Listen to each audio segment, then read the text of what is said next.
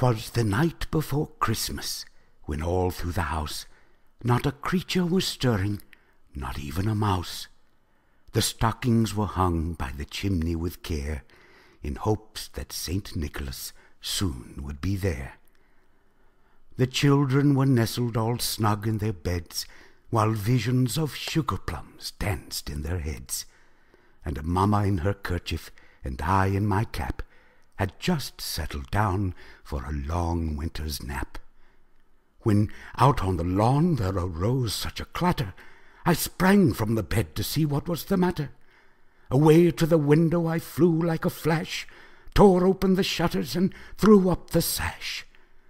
The moon on the breast of the new-fallen snow gave the lustre of midday to objects below, when what to my wondering eye should appear but a miniature sleigh and 8 tiny reindeer.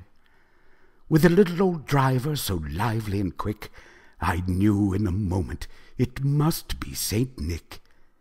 More rapid than eagles his coursers they came, and he whistled and shouted and called them by name.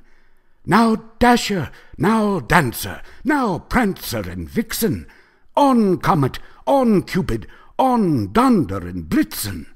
To the top of the porch, to the top of the wall, now dash away, dash away, dash away all.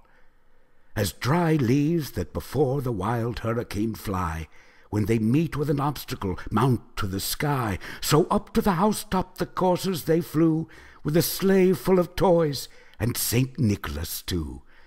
And then, in a twinkling, I heard on the roof the prancing and pawing of each little hoof. As I drew in my head and was turning around, down the chimney Saint Nicholas came with a bound. He was dressed all in fur, from his head to his foot, and his clothes were all tarnished with ashes and soot. A bundle of toys he had flung on his back, and he looked like a peddler just opening his pack. His eyes, how they twinkled, his dimples how merry, his cheeks were like roses, his nose like a cherry. His droll little mouth was drawn up like a bow, and the beard of his chin was as white as the snow. The stump of a pipe he held tight in his teeth, and the smoke it encircled his head like a wreath. He had a broad face and a little round belly that shook when he laughed like a bowl full of jelly. He was chubby and plump, a right jolly old elf, and I laughed when I saw him in spite of myself. A wink of his eye and a twist of his head soon gave me to know I had nothing to dread.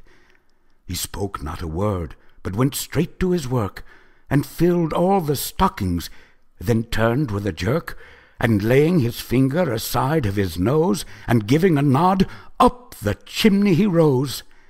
He sprang to his sleigh, to his team gave a whistle, and away they all flew like the down of a thistle. But I heard him exclaim, ere he drove out of sight, "Happy Christmas to all, and to all a good night."